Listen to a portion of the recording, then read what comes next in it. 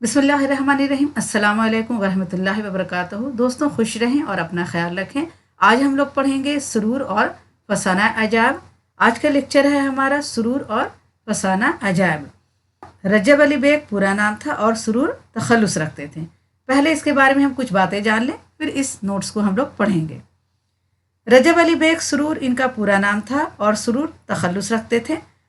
1786 ईस्वी में लखनऊ में पैदा हुए। 1786 में लखनऊ में पैदा हुए और 1869 में इनका इंतकाल हुआ, यानी 1869 ईस्वी में इनका इंतकाल हुआ। फसाना अजाब 1824 ईस्वी में लिखी गई। फसाना अजाब 1843 ईस्वी में अमल में आई, यानी शाये हुई। फसाना अजाब में लखनऊ की तहजीब व माशरत की भरपूर अक्कासी की गई है। तो आइए अब आगे देखते हैं। साल 1814 ईस्वी अवध की तारीख में और इसके साथ ही उर्दू अदब की तारीख में बड़ी अहमियत रखता है। इस साल अंग्रेज़ों ने सियासी मसलहत के पेश नज़र नवाब गाजी उद्दीन हैदर वाली अवध को बादशाहत के मनसब पर फाइज कर दिया। इसके दूररस नताइज बरामद हुए। अवध के लोगों ने हर मामले में दिल्ली से मुख्तलिफ रास्ता इख्तियार किया और अपनी इलाहिदा शनाख्त बनाने की कोशिश की। अहले कमाल ने भी यही रविश अपनाई। शायरों और अदीबों ने ऐसी तख्लीक़ात पेश करनी चाहिए जिनमें दबिस्तान दिल्ली के असर की परछाई तक नज़र न आए। इस तरह दबिस्तान लखनऊ की बुनियाद पड़ी। शायरी में इमाम बख्श नासिख और नसर में रजब अली बेग सुरूर इस दबिस्तान के बानी कहलाएं।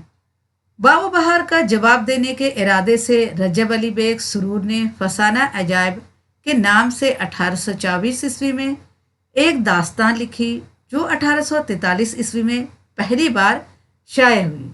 डॉक्टर जॉन गिलक्रिस्ट की फरमाइश पर मीर अमन फोर्ट विलियम कॉलेज के लिए फ़ारसी किस्सा चहार दरवेश को बागो बहार के नाम से 1802 ईस्वी में आसान उर्दू में मुंतकिल कर चुके थे। तहसीन की नौ तर्ज मरस्सा इनके पेश नज़र थी। यह किस्सा फ़ारसी चहार दरवेश का पुरतसन्ना और पेचीदा उर्दू तर्जुमा है। इबारत आराई पर ज़ोर और इस्तारा व तशबीह की भरमार है। मीर अमन बागो बहार के दिबाचे में फरमाते हैं कि खुदाबंद नेमत साहिब मुरव्वत नजबियों के कदरदान जॉन गिलक्रिस्ट साहब ने कि हमेशा इकबाल इनका ज़्यादा रहे जब तक गंगा जमुना बहे, लुत्फ से फरमाया कि इस किस्से को ठेठ हिंदुस्तानी गुफ्तगू में जो उर्दू के लोग हिंदू मुसलमान औरत मर्द लड़के वाले ख़ास व आम आपस में बोलते चालते हैं तर्जुमा करो। मुवाफिक हुक्म हुजूर के मैंने भी इसी मुहावरे से लिखना शुरू किया जैसे कोई बातें करता है। मीर अमन दिल्ली के रहने वाले थे, बोलचाल की ज़बान पर कुदरत रखते थे और इस पर फ़ख्र करते थे। बागो बहार के दिबाचे में लिखा है कि जो लोग 10-5 साल दिल्ली में रहे वो उर्दू लिखेंगे तो लामोहला कहीं ना कहीं चूक ही जाएंगे। फिर फ़ख्रिया अपने बारे में फरमाया कि जो शख्स सब आफतें सहकर दिल्ली का रोड़ा हो कर रहा और 10-5 पुश्तें इसी शहर में गुजरी और इसने दोबार अमराओं के और मेले ठेले उर्स छड़ियाँ सैर तमाशा और कूचा गर्दी इस शहर की मुद्दत तक की होगी और वहाँ से निकलने के बाद अपनी ज़बान को लिहाज में रखा होगा। इसका बोलना अलबत्ता ठीक है। ये आजिज़ भी हर एक शहर की सैर करता और तमाशा देखता यहाँ तक पहुँचा है। ये फ़क्र मुबाहात और दिल्ली की ज़बान पर ऐसा नाज अहल लखनऊ के नागवार कैसे ना होता। सुरूर ने इसका जवाब लिखा और मुरस्सा व पुरतसन्ना ज़बान में लिखा। तहसीन की नौ तर्ज मुरस्सा को बतौर नमूना सामने रखा। बाबाए उर्दू मौलवी अब्दुल हक का इरशाद है कि पुरतसन्ना नसर वो लिखता है जो सीधी सादी आसान नसर नहीं लिख सकता। आज हम बागो बहार को जदीद उर्दू नसर का संग बुनियाद करार देते हैं, लेकिन सुरूर के लखनऊ में ज़बान की सादगी को अजज़ो बयान समझा जाता था। रंगीनी इबारत आराई मुश्किल अल्फाज की भरमार, काफिया पैमाई, इस्तारा व तशबीह की کثرت عرض ہنر مانی جاتی تھی۔ چنانچہ سرور نے یہی راستہ اپنایا۔ باغ و بہار کا جواب دینے کے لیے یہی سب ضروری بھی تھا۔ میر امن نے درد پردہ اہل لکھنؤ پر جو چوٹ کی تھی، فسانہ عجاب کے دیباچے میں اس کا بدلہ بھی لے لیا گیا۔ نو طرز مرثہ کی تقلید میں سرور نے فسانہ عجاب میں دقیق و رنگین عبارات آرائی کو اپنا متمح نظر بنایا اور قافیہ آرائی کا اس پر اضافہ کر دیا۔ سرور نے زبان کی آراستگی کا حد سے زیادہ اہتمام کیا۔ مسجع عبارت لکھی، عربی فارسی الفاظ کا کثرت سے استعمال کیا، استعارہ و تشبیہ سے بہت کام لیا، جا بجا اشعار پیش کیے اور اکثر موقعوں پر رعایت لفظی، ثنایا لفظی و معنی سے عبارت کو بالکل مصنوعی بنا دیا۔ نتیجہ یہ کہ فسانہ عجاب کی زبان بہت بوجھل ہو گئی اور بیشتر مقامات کا سمجھنا دشوار ہو گیا۔ رموز و اوقاف اور اضافتیں لگانے کے بعد ہی عبارتوں کو پڑھنا ممکن ہے، اور وہ بھی رک رک کر۔ طرز بیان ہی اس کتاب کی سب سے اہم خصوصیت ہے۔ نمونے کے طور پر اس کی چند سطریں یہاں پیش کی جا رہی ہیں، مگر اس طرح توڑ توڑ کر کے اسٹائل کی خصوصیات واضح ہو جائیں۔ عجب شہر گلزار ہے، ہر گلی کوچہ دلچسپ باغ و بہار ہے، ہر شخص اپنے طور پر باوضع قطع دار ہے، دو رویہ بازار کس انداز کا ہے، ہر دکان میں سرمایہ ناز و نیاز کا ہے۔ زولیدہ بیانی یعنی پر پیج طرز نگارش کے لیے یہ چند سطریں ملاحظہ ہوں۔ یہ تصور دل میں تھا کہ کار پردازان محکمہ ناکامی حاضر ہوئے اور مشاطہ حسن و عشق نے پیش قدمی کر متاع صبر و خرد و نقد دل و جان، اساسہ ہوش و حواس، تاب و تواں ملکائے جگر افگار ارمغان ڈونمائی نظر شاہزادہ والا اعتبار کیا۔ اس زمانے کے لکھنؤ میں یہ انداز بیان خاص و عام میں مقبول تھا۔ یہ جو آپ نے انداز پڑھا، یہ انداز اس زمانے کے لکھنؤ میں عام خاص میں مقبول تھا۔ عام انداز میں لوگ ایسے ہی بات کرتے تھے، لوگ اسے شوق سے پڑھتے اور سنتے تھے۔ جس طرح آج مشاعروں میں شعروں پر داد دی جاتی ہے، اسی طرح فسانہ عجاب کے جملوں پر واہ واہ کا غلغلہ بلند ہوتا تھا، مگر آج اس زبان کا پڑھنا اور سمجھنا مشکل ہے۔ سرور سہل زبان لکھنے پر بھی قادر تھے، مگر اسے کثر شان خیال کرتے تھے۔ فسانہ عجاب کے بعض حصے آسان اور دلکش زبان میں ہیں، مثلاً بندر کی تقریر، جس میں دنیا کی بے ثباتی کا بڑا پورا سر بیان ملتا ہے، یا چڑی مار کی گفتگو جو بالکل بول چال کی زبان میں ہے۔ جوتشیوں کی گفتگو میں ہندی الفاظ کی کثرت۔ فسانہ عجاب اپنے زمانے میں ایک بے حد مقبول کتاب رہی ہے۔ لکھنؤ کے علاوہ دہلی بلکہ سارے شمالی ہندوستان میں نصف صدی سے زیادہ عرصے تک اس کی پیروی کی جاتی رہی۔ انتہا یہ ہے کہ سر سید جو جدید اردو نثر کے بانی کہے جاتے ہیں، انہوں نے 1847 عیسوی میں دہلی کی تاریخی عمارتوں پر اہم تحقیقی مواد جمع کیا اور ایک کتاب آثار و سنادید تیار کی۔ اس کا پہلا ایڈیشن جو مولانا امام بخش صہبائی کے قلم سے لکھا گیا، وہ سراسر فسانہ عجاب کی تقلید میں ہے، مگر پرتکلف عبارت آرائی کا یہ کاروبار ماضی کی بھولی بسری داستان کے ایک ورق کے سوا آج اور کچھ بھی نہیں۔ ایک طلسمی داستان کی حیثیت سے فسانہ عجاب کو بہرحال ہمیشہ یاد رکھا جائے گا۔ اس میں ہر طرف جن، دیو، پریاں، جادوگر اور جادوگرنیاں نظر آتی ہیں۔ طلسمی باغ اور جادوئی قلعے بھول بھلائیوں سے کم نہیں۔ کوئی ان میں پھنس جائے تو کسی پیر فقیر کی دستگیری کے بنا رہائی نہ پا سکے۔ بلاؤں میں گرفتار ہو جائے تو لوح سلیمانی یا اسم اعظم کے بغیر نجات نہ ملے۔ ایک اور جادو جا بجا نظر آتا ہے، انسان کو جادو سے بندر، ہرن یا طوطا بنا دیا جاتا ہے، کبھی انسان کا آدھا جسم پتھر کا ہو جاتا ہے۔ یہ ساری چیزیں وہ ہیں جنہیں عقل تسلیم نہیں کرتی، اس لیے ان چیزوں کو فوق فطری عناصر کہا جاتا ہے۔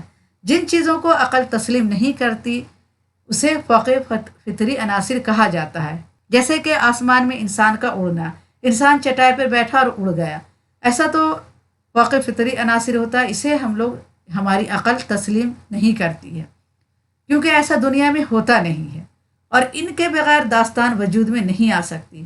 داستانوں کے عروج کا زمانہ وہ تھا جب واقعات کو عقل اور سائنس کی کسوٹی پر نہیں پرکھا جاتا تھا۔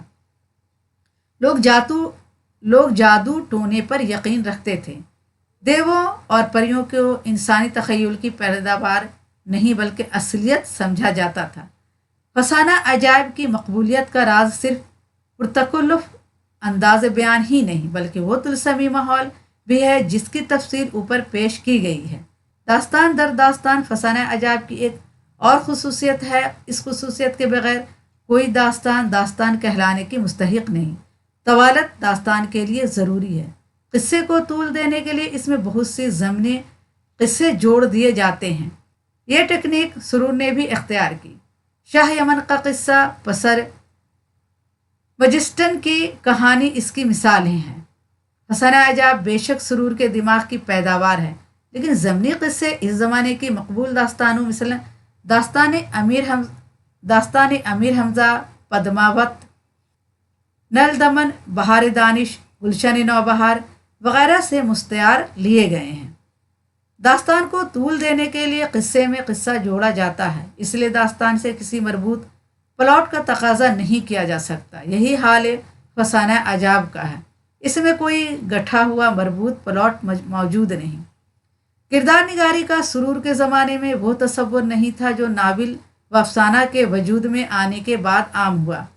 داستان کے کردار غیبی امداد کے سبب پنپ نہیں پاتے۔ سرور نے کردار نگاری کی طرف توجہ تو کی، مگر اس کمزوری نے فسانہ عجائب کے کرداروں کو اعلیٰ صفات سے محروم رکھا۔ اس داستان کے 3 اہم کردار ہیں: شہزادہ، جان عالم، ملکہ مہر نگار اور انجمن آرا۔ جان عالم فسانہ عجائب کا ہیرو ہے۔ اس کردار میں نشو نما کے بہت امکانات تھے، مگر سرور نے اسے مثالی بنانا چاہا، جس کے سبب وہ انسانی صفات سے محروم ہو گیا۔ سرور نے اسے ایسا خوبرو بنا کر پیش کیا کہ خود مصنف کے الفاظ میں نیر اعظم چرخ چہارم پر اس کے رواب جمال سے تھراتا اور ماہ کامل باوجود داغ غلامی تاب مشاہدہ نہ لاتا۔ جان عالم حسن ظاہری کے علاوہ حسن باطنی سے بھی مالا مال ہے۔ کوئی خوبی ایسی نہیں جو اس میں موجود نہ ہو۔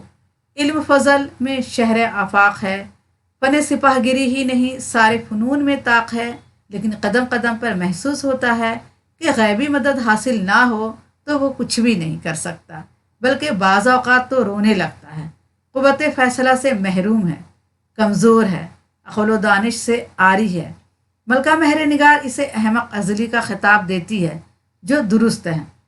ملکہ مہر نگار حسن اور ذہانت دونوں دولتوں سے مالا مال ہے۔ وہ دور اندیش بھی ہے، معاملہ فہم بھی اور وفادار بھی۔ انجمن آرا کا کردار بھی دلکش ہے، مگر ملکہ مہر نگار کی طرح جاندار نہیں۔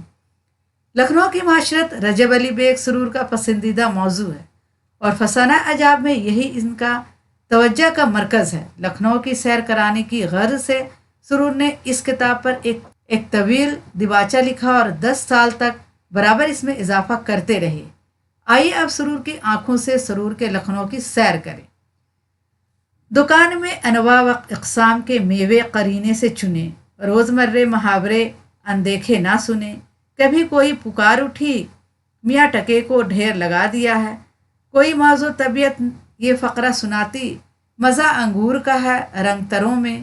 کسی طرف سے یہ صدا آتی، گنڈیریاں ہیں پونڈے کی۔